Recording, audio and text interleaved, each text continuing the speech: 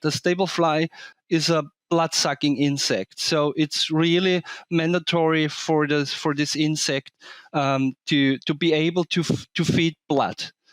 And you may imagine how it consumes the blood. So it has quite nasty proboscis. So that's the very, very front part of the fly, similar to the part of the mosquitoes, where it really bites into the host animals and causes really painful bites.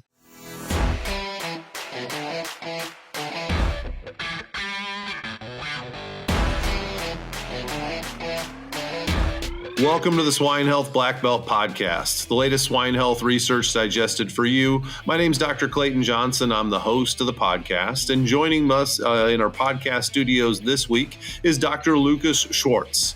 Dr. Lukas is a postdoctorate researcher in swine medicine at the University of Veterinary Medicine in Vienna, Austria. Dr. Lukas, thank you so much for coming on the show and being part of our episode here. If you would, why don't you start with an introduction for the audience? Thanks for the invitation to this podcast and a very warm welcome from Austria. Yeah, to shortly introduce me, so I grew up on a very small family-driven piglet-producing farm in Lower Austria, so that's one federal state of Austria. And I studied veterinary medicine in Vienna at the University of Veterinary Medicine. And then I did my diploma thesis at the Institute of Parasitology about roe deer parasites. And I completed my academic career with a doctoral study also at the Institute of Parasitology on Cystus hospora suis, so an enteric parasite of suckling piglets.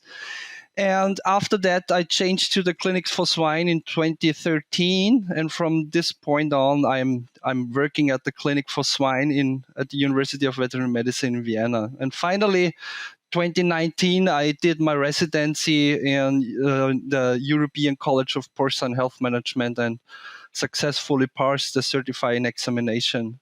Yeah, and now I'm doing different research projects, and my heart still beats for the parasites. And that was the reason why I also started some research on a quite uncommon parasite, ectoparasite in pig production, so the stable fly.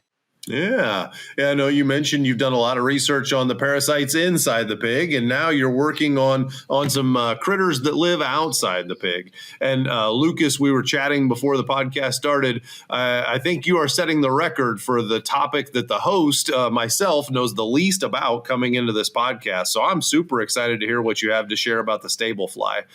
Talk to us a little bit, Lukas, about the stable fly, right? What is it? How do we know if we have it at our farms, and why does it matter for a pig farmer? Yeah, for common people that are not really introduced in ectoparasites or in entomology at all, it may seem that the stable fly seems quite the same like the common house flies. However, the stable fly is not that nice as it is in case of the house fly. The stable fly is a blood-sucking insect. So it's really mandatory for this insect to be able to feed blood. And you may imagine how it consumes the blood. So it has quite nasty proboscis. So that's the very, very front part of the fly, similar to the part of the mosquitoes, where it really bites into the host animals and causes really painful bites.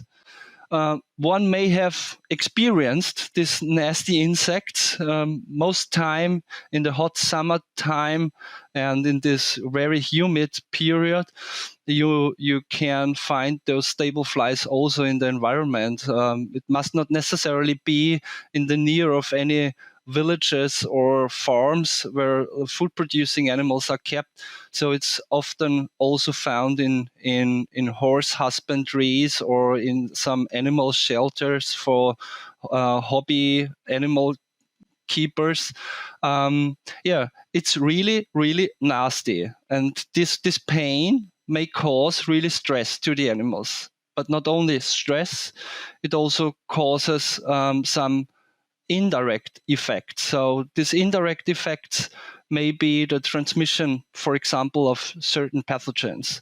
So there is some evidence-based literature available on the transmission of different pathogens like pox viruses, for example, in goats. So goat pox virus. So it's confirmed that it is transmitted actively by the stable flies. But I was more or less interested in the topic if stable flies are able to transmit some pathogens in pig production. That was the first project or the first research I did to get more or less an overview which pathogens you can find in stable flies collected in pig producing farms.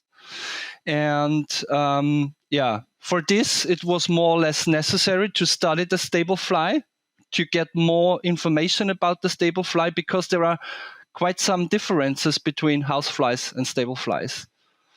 And that's the reason why it's really necessary to distinguish those two species. Lukas, you mentioned that in goats, the pox virus has been demonstrated to transmit through the blood transmission. How about any pig diseases? Has there been any research by you or others on PRRS, or even, say, an African swine fever, any of the blood-borne diseases of pigs that we worry about?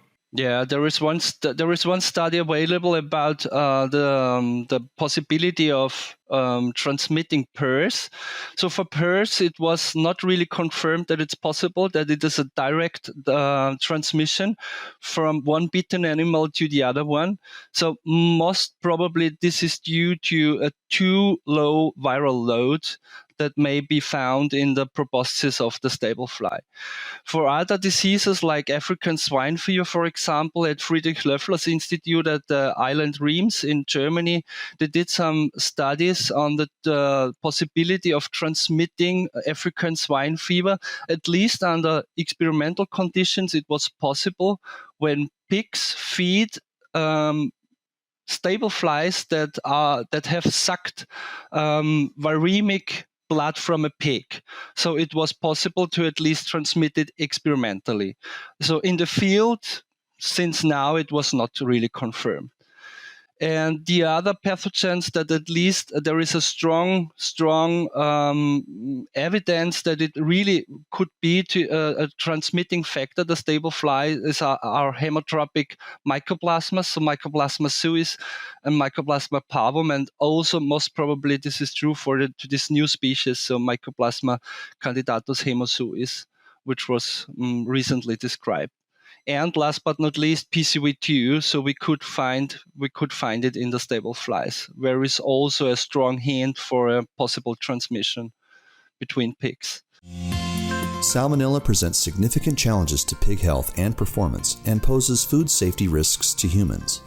As the first and only vaccine offering live attenuated strains of both Salmonella cholera suis and Typhimurium, Enterosol Salmonella TC from Boehringer Ingelheim protects pigs against both serotypes with a single oral dose.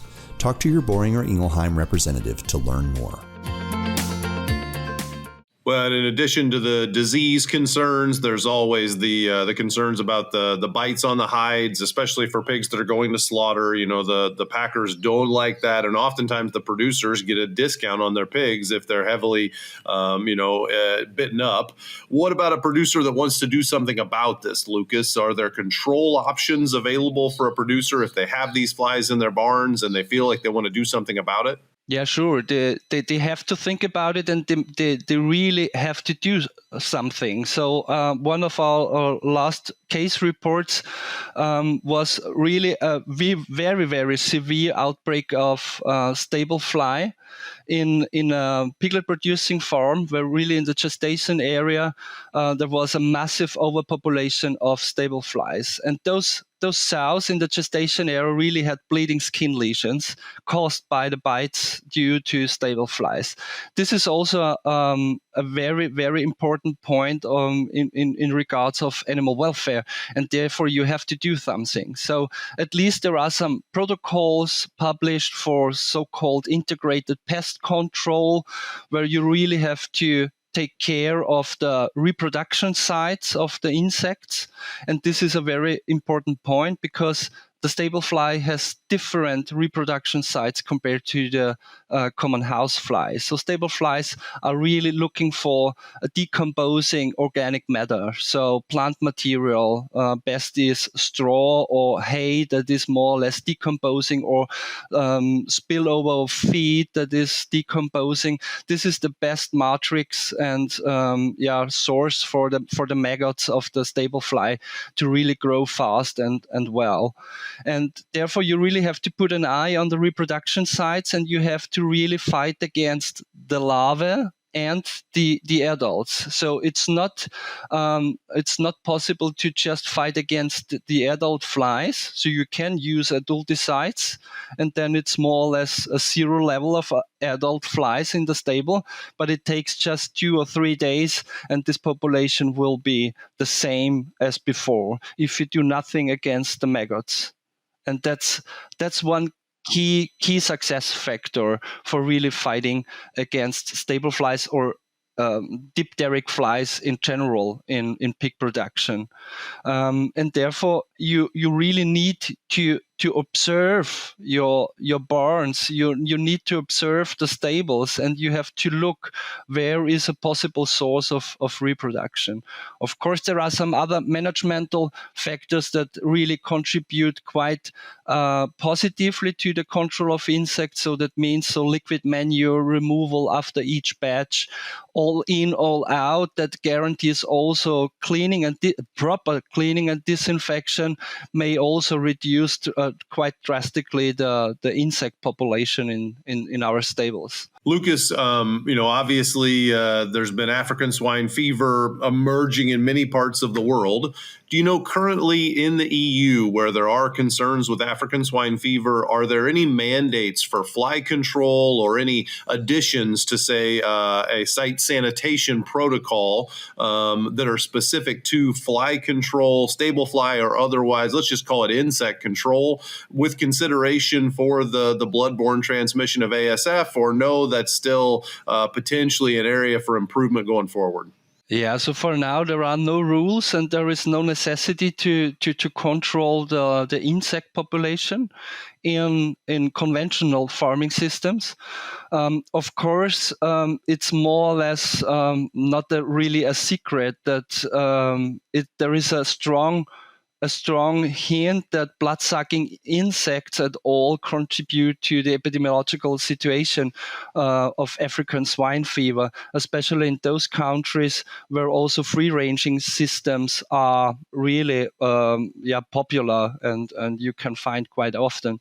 But so far there is no regulation, and but I also have to admit there is really no real evidence from the field that African swine fever really is transmitted. And I guess since we are lacking this evidence, we also will wait another time for getting some regulations so that farmers are really obliged to do any insect control. It's problematic. Problematic. It's a big problem, and it'll need a lot of solutions over time. I certainly understand that. It is excellent information, Lucas. I really appreciate you coming on and educating our audience about a topic we don't think enough about, but it's very timely right now in the summer to think about insect impact to our pig populations and our control opportunities. Really appreciate you coming on the show and sharing that. Thank you for the invitation. Well, Lucas, we couldn't do this without the audience, so thanks to the audience for being a part of the show. If you like this episode, please take a moment to like and subscribe to the podcast so you don't miss out on any of our future episodes. Check out our website at swinehealthblackbelt.com where you can see the previous episodes. For Dr. Lukas Schwarz, I'm Dr. Clayton Johnson. It's been a pleasure to spend some time with you. We hope you have a great rest of your day. Hey, everybody. We're always searching for the latest and greatest research to share each week. If you have a swine health-related research trial and would like to come on the show and talk about it, share it with us, please feel free to email the research to hello@wisenetics.com. That's HELLO@WISENETIX.com.